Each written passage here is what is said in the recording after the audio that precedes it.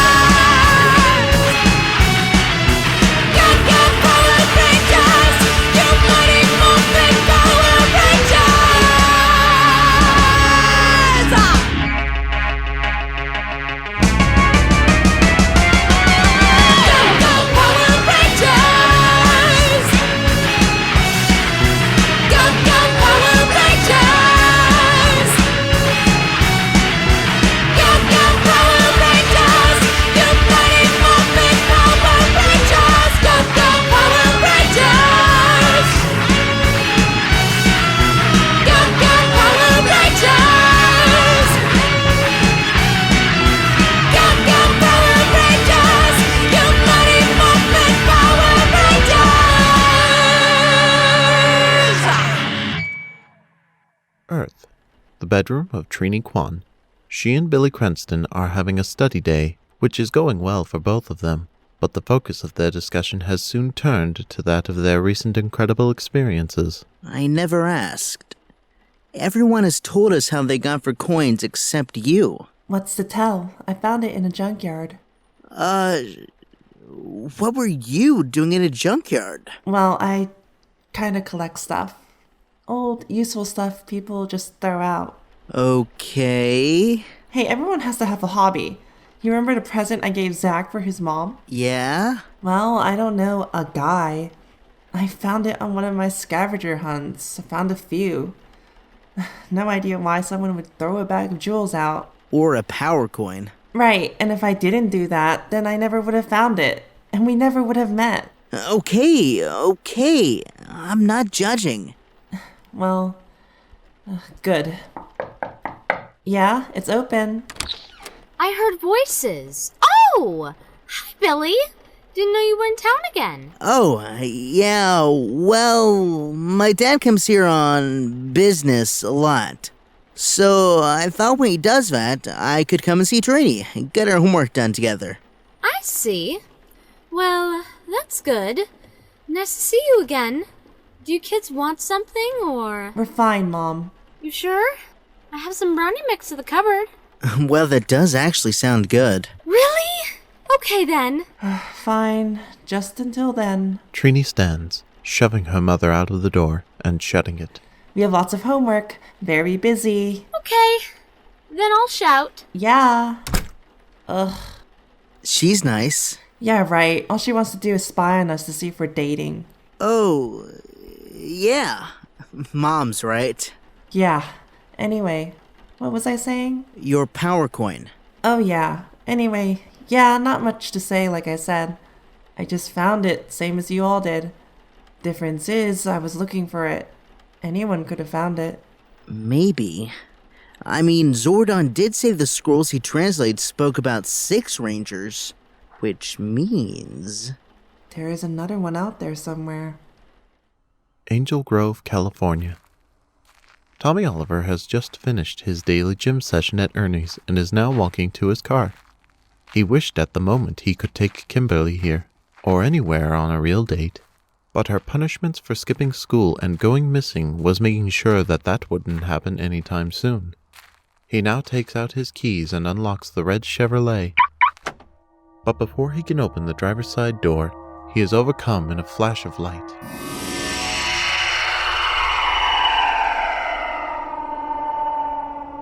When his vision returns, he is now laying down against a hard, cold metal slab. He hasn't time to react as 2 beings grab his arms and legs, bringing over metal restraints over all 4 limbs. He recognizes the gold armor, the aliens. What? What do you want with me? Let me go! Let me go! Oh no, Thomas Oliver. I'm afraid we can't do that.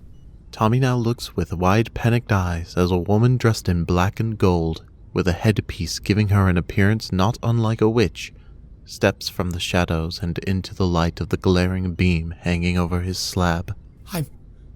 I'm on the alien ship. Why? What do you want? You, Thomas? I want you. Prepare him for the procedure. The what? Oh, don't worry. It will only hurt at first. But when it is over, you will be more home here than you ever were on that backwater world. See you soon. She gives him a smile, turns and heads out of the room, signaling for the doctors to begin. No! No! Get away from me! No! His screams grow silent as he is injected with a sedative. Begin report. It's begun, my lord.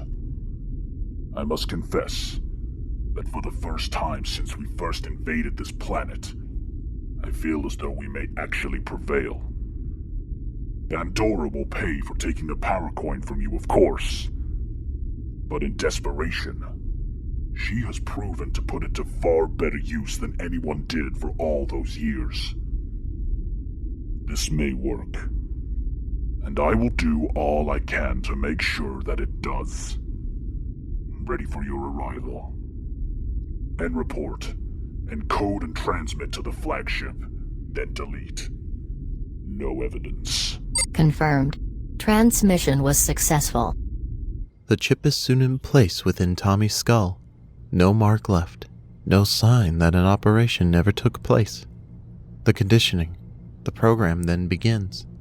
And now what used to take the Imperial scientists and doctors years takes only a few hours. Once complete, technology combines with the psychology to make the perfect soldier. Tommy's eyes remain open, his body unable to move, but he witnesses it all. Images are played on many screens before him. Images of the Rangers flashing back and forth with words in both alien and English meaning. Enemy. Kill. Destroy. While images of the Empire and Rita are played with words saying quite the opposite. Computers program the chip. The images and words program his mind before locking it all deep away. His own mind being brought forth once more. Although now it is but a mask. Is it done? The chip is active and the last of the programming has taken effect. He knows his enemies and his allies. He is yours, my queen. Very good. After confirming her chief scientist's report, Rita Bandora now walks into the lab, heading in as the restraints retract from Tommy's wrists and ankles. His eyes open, but he says nothing, just stands before Rita as though he were her loyal subject. Hello again, Thomas. I prefer Tommy. Tommy it is. Are we feeling better now? Calmer? I am ready to serve. Good. What are my orders? Go back to your life before anyone misses you.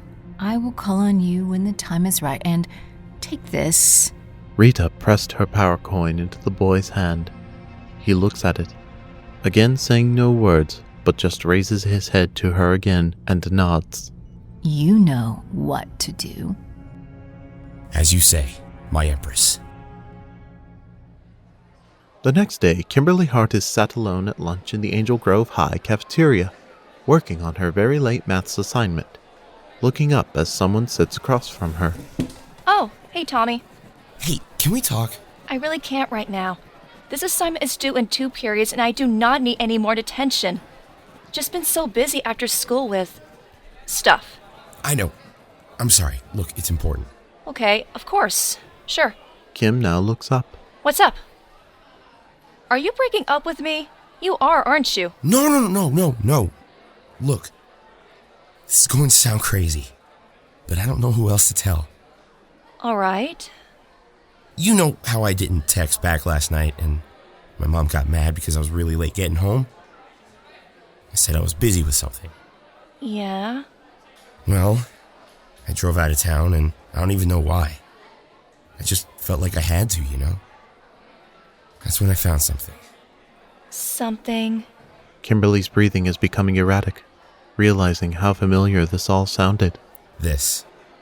Tommy now opens his hand, making sure to look around so that no one is looking, before sliding a gold power coin across to Kimberly. One with a claw engraved on it, much like her own pterodactyl. Kimberly almost faints from shock, her mouth opened wide and her face pale. Oh my God. That evening, an emergency meeting was called at the command center. All 5 Rangers now stood in the central chamber, joined by a new face. I didn't know what to do, so I just thought I should bring him here. This is insane! You guys are the Power Rangers? All of this? Holy shit. And it would appear you have been chosen as well, Tommy Oliver. Where did you say you found the coin? In the middle of nowhere outside town. It just called to me. I know that sounds crazy. Billy smiles. Not that crazy. I had thought that coin was lost to Zed's empire long ago. That is the coin that Pandora first found, the one she showed to me as an example to find the others. How it found its way back to Earth, Nothing seems to make sense when it comes to the coins, Zordon. No, I suppose it does not. So, what? He's one of us now? Is that on the table? I get to join you guys? If that's what you want. More than anything. The coin chose you, Tommy. How it did so is not my concern. I trusted in the other 5 when they chose their hosts, and so far, I have not been mistaken. I'll start working on a new morpher right away. The group all gather around Tommy, shaking his hand and giving him heartfelt congratulations. All that is, but for Jason. Zack notices this and moves over to Jason, who is stood with his arms folded, sitting on the main console. Jace, I know how you feel, but he didn't do anything wrong. Like it or not, he's with us now, and we all follow you. You gotta talk to him, smooth it over. Yeah, I know. It just sucks, you know? What are the chances? It's like you said, me and Kim had something they didn't. Now he has that too. Yeah, but none of that is his fault. Just talk to him, man. Please. All right. Back on the Repulsor, Rita Bandora and her top minions watch all of this on their main viewing screen on the ship's bridge. I told you, the eye implant is working perfectly. Everything he sees, we see.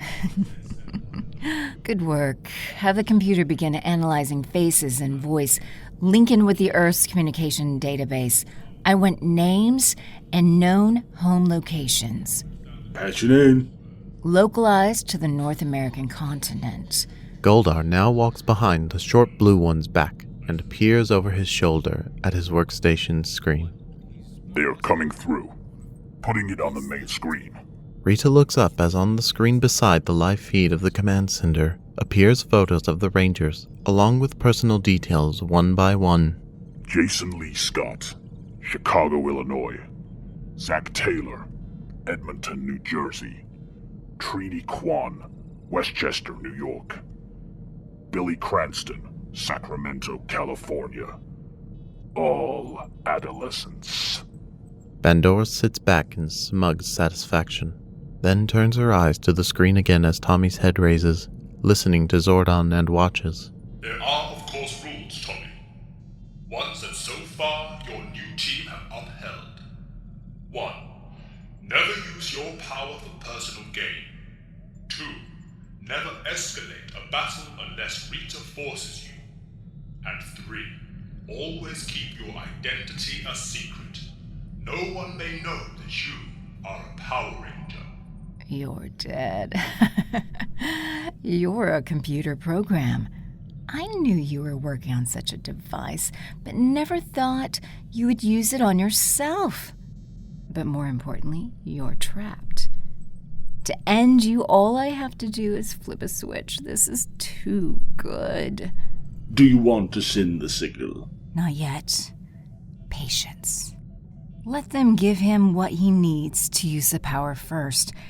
Then they will have outlived their usefulness. Half an hour later, and the teens are now preparing to return home. Kimberly and Tommy now stand just outside of the entrance to the main control room, Kim's arms wrapped upwards around his neck as they both beam in joy at each other. So, I guess you're a Power Ranger now. I guess so. I knew that theme park excuse was a load of crap. Sorry, I wanted to tell you, but... Shh. I get it. Hey, Tommy. Can we talk alone? Yeah, sure. Don't be long. I won't. Kimberly pecks him one last time before breaking her arms and walking away, smiling back at him as she walks towards the teleporter room. Once the doors close, Tommy breaks his transfixed happy gaze and looks back at Jason. So, let's talk. Look, I know what you think, but I don't hate you. I just don't know you. And me and Kim, before you two, well, I thought... You thought she wanted to get with you? Yeah, and I guess I just got jealous. Even took it out on a few of Rita's clay things. But I was wrong. You and her are together now, and I'm happy she's happy. I want to get to know you, especially now you're on my team. Your team? Well, yeah. The Red Ranger is the leader. That's how it was laid out to me. I wonder, Jason, would we be having this talk if I never found my coin? Maybe, maybe not. She couldn't have hid this from you for long. She is a terrible liar. Ain't that the truth?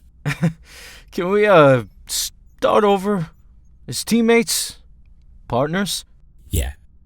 Yeah, I can do that. Jason offers his hand. Tommy takes it, and the two shake on it. Welcome to the team, Ranger. That night, Jason prepares for bed, settling down as he is on the phone with Zach. I'm proud of you, man. You did the right thing. Yeah, I know. I just... all this feels wrong somehow. I mean, what are the chances Tommy finds a coin right after him and Kim become a thing? Now you're being paranoid. They just got lucky. You'll find someone else. Trini's single. Zach! All right. Just forget all that stuff, okay? It's all in your head. Yeah, all right. Night, Zach. Laters. Meanwhile, in California, Tommy Oliver is also settling in for the night. Wait until they give you the morpher and whatever weapons your powers grant you, but don't try to take them all on alone. Not yet. We only need one. The Red Ranger. Jason, cut off the head and the body will die. Understood. The next morning, Jason returns to his life at school. He now sits in recess going over his plans for the evening. All I'm saying is that you need to get your priorities straight. And by priorities, you mean running with you instead of doing my homework and helping my dad. Yeah, kinda. Jason chuckles, then looks down as his phone rings, seeing an unknown number and bringing it to his ear. Hello? Jason, it's Tommy. Can you meet me at the command center tonight? Alone?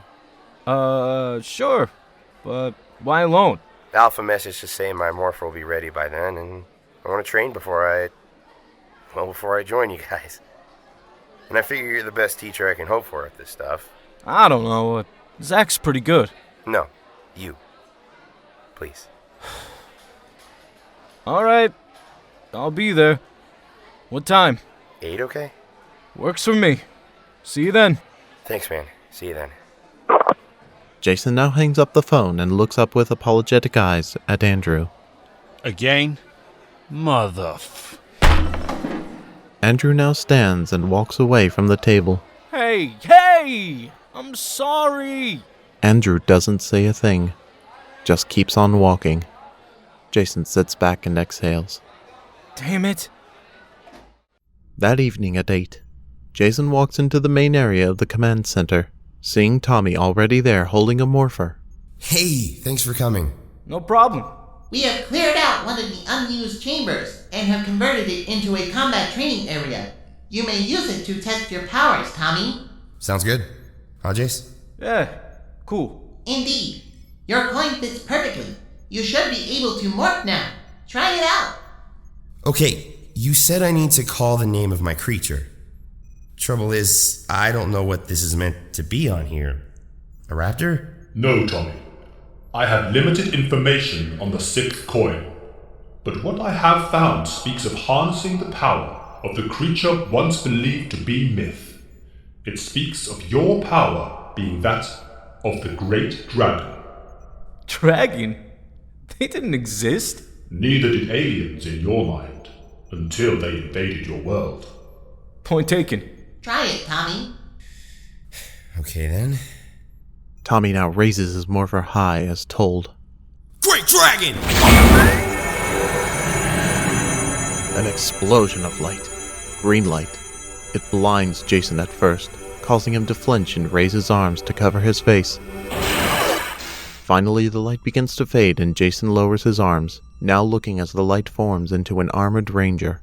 A Green Ranger. His costume is much like the others. His helmet formed into that of the mythical Great Dragon, but there is one major difference. A golden shield covers his upper torso and shoulders, a diamond at the center of his chest, an extra piece of armor that none of their own costumes had. A Green Ranger! Wow, what a moment! You okay, Tommy? Yeah, I'm fine. This is great. Kim should be here for this. She'll see it soon enough. Try to call upon your weapon, Tommy. My weapon? Each of the Rangers have only to think of needing a weapon, and a unique one appears to them all. You must have one as well. Just clear your head and think about needing a weapon. It'll come. Alright then. Tommy lowers his head and raises his right hand to the sky. It takes only a moment before, in a flash of green light, a black, green, and gold dagger appears in his hand, bearing his coin symbol upon it. A dagger? No, not just a dagger. These buttons on the side. I think it's an instrument of some kind as well. Your mind is beginning to know of your powers and how to use them. I don't know what to say. Just thanks. Now. Jason now walks towards Tommy, placing a hand on his shoulder. You're one of us now. Sorry, but I'm not. What? Tommy then reels back, pushing Jason off of him and then swinging back a mighty kick to the chest. Oh yeah! The power of the suit coming into effect and sending Jason flying across the chamber and down hard into the railing of the walkway. A loud crack sounding as he falls. Tommy, what are you The Green Ranger now turns to Alpha, charging for him with a yell, driving his newly formed dragon dagger into the robot's guts. Sparks flying as the robot's outer casing gives way and wires spill like human organs from his punctured body. Malfunction! Critical damage! Need assistance! Help! Help! Tommy, stop! Tommy then reels back with a swing, bringing the dagger down across Alpha's neck, removing his golden saucered head from his body.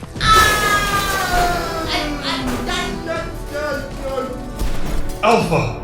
Alpha's deactivated remains fall as the Green Ranger turns back towards the rising Jason, moving in on him. Jason, you need to morph. Now! Jason rises groggily, gaining his bearings just as Tommy swings the dagger down at him. He is able to duck it just in time, and then runs up the walkway to gain some space. He takes out his morpher from the back of his belt and raises it up. Oh, no you don't. Tommy now jumps and turns in the air, driving a spinning kick into Jason's arm and sending his morpher flying out of his hand, sending it falling towards the pit beyond the platforms far below. But the new Green Ranger leaps up with a yell, grabbing the morpher out of the sky. He manages to land safely below, Jason's morpher in hand, and now seeing his chance to accomplish another of his goals. This all looks important. Tommy, no! Tommy now reels back his dragon dagger and brings it down, striking the base of the pillared computer. Sparks fly as the lights begin to go dim, the processors and data banks being destroyed one by one as Tommy continues to slash at them. Jason, you must contact the others. Stop Pandora. Zordon! Tommy! Stop! I think we've heard enough out of you, old man. With one final mighty strike, his dagger glows green as it swings and strikes the heart of the computer core. More sparks shoot out, and the pillar begins to go dim. Goodbye. Zordon's tube goes dark. No! Tears now run down Jason's face, but he has little time to mourn as Tommy now lands back on the central platform behind him. You're next, Jace. With a primal scream, Jason charges for Tommy, but without his powers, he is but a 17-year-old boy. The Green Ranger reels back his fist, and as Jason charges, drives it down into his head. Jason reels back, barely able to stand, Tommy then driving the dragon dagger down into his chest. Beneath the helmet, Tommy's teeth clench in satisfaction as he pushes his blade deeper into Jason's flesh. Just so you know, she would never have been yours. He now pulls his dagger from the wound, blood pouring from Jason's chest as he falls lifeless to the steel ground below. As Jason lays bleeding on the floor, Tommy now reaches up and removes his helmet, holding it and giving a satisfied, evil smile as he looks at his handiwork below. He then reaches into the captured morpher and pulls out the Tyrannosaurus power coin, throwing the morpher away down the chasm. His work done, he brings his hand up and presses it to his ear. Ready for transport. With a shimmer of light, Tommy is gone, leaving the destroyed command center, Alpha, and a motionless Jason in his wake. It is almost a full minute before Jason twitches, blood pouring from his mouth as he turns over, trying to lift his head. He reaches down and takes out his phone, pressing to call Kimberly. Kimberly is just sitting down to eat with her family when the phone rings. Kim, what have I said about phones at the dinner table? Sorry, I gotta take this. Be right back. Kim stands and walks into the hallway, away from her parents' ears, and answers the phone. Hey, how's the training session coming? Kim, need help. Tommy attacked me. What? Jason? Jason! What's happening? Jason! She hangs up the phone, tears already forming as she runs back into the dining room. I have to go. Go? You're not going anywhere. It's dinner time, and you're still Kim, what's wrong? One of my friends, Jason. There's been an accident. I think he's dying. She can no longer hold back the tears as they cover her face. Oh, God. Doesn't he live in Chicago, though? Where are you going to? I can't explain. I just can't. I have to go. I'm sorry. Kimberly now runs from the room and out of the front door. Kimberly, get back here! Kim! He runs out after her, but by the time he reaches the front of the house, she is gone. Back on the Repulsa, Rita's new Green Ranger returns in triumph. He now stands before her, sitting upon her throne, and drops to one knee, holding out the captured Tyrannosaurus coin. It is done, my queen. Zordon is destroyed. The leader of the Power Rangers is dead. Here's his power coin. Good. Very good. Rita now stands, walking down the steps to her seat of power, and reaches down, taking the coin with a smile. You have done well, but there is still work to be done. 1 down, 4 to go. Kimberly called the others, and one by one they arrived as soon as they could. Zack is the last, running into the central chamber and looking out with wide eyes at the harrowing sight beyond. He runs down the walkway, passing Billy and Trini, and looks down, seeing the mangled parts of what remains of Alpha, the dark tube, and then in the middle of the circular control platform, Kimberly holding Jason, desperately trying to stop the bleeding. Jason is pale, lifeless. Oh my. What happened? We need to get him to a hospital. Now. I think I can use the teleport to get us there. Then move! Come on! Zack and Billy now run over to carry Jason, taking him hurriedly towards the transporter room. It took some well-placed transporter coordinates to keep them from being seen and a good cover story, but the four are finally able to get Jason into emergency care at Angel Grove General Hospital. The last they see of him is doctors and nurses yelling as they wheel him away for emergency surgery.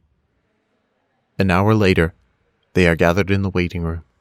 Billy is now holding Trini as she too lets the tears flow. Billy is not doing much better. Zack just has his head in his hands in his seat, and Kimberly stands, Jason's dried blood still covering her white shirt.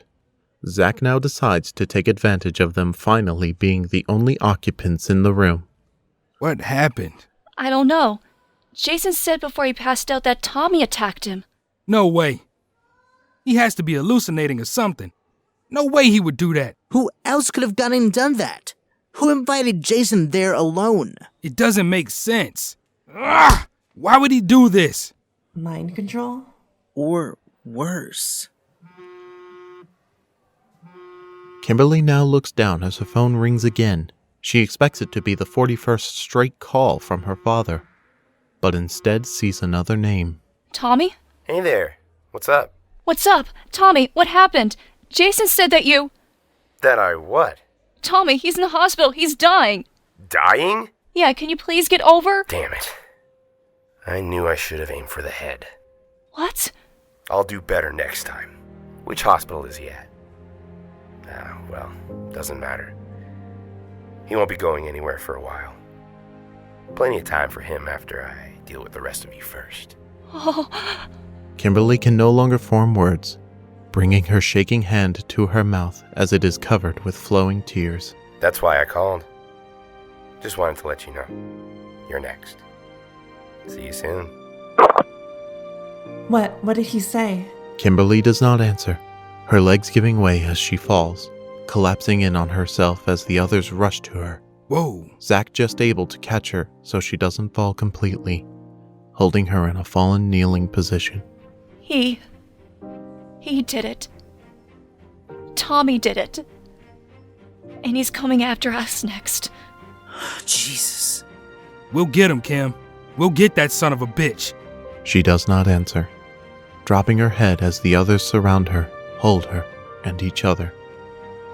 After a long few moments, Kimberly finally raises her head and speaks. What now?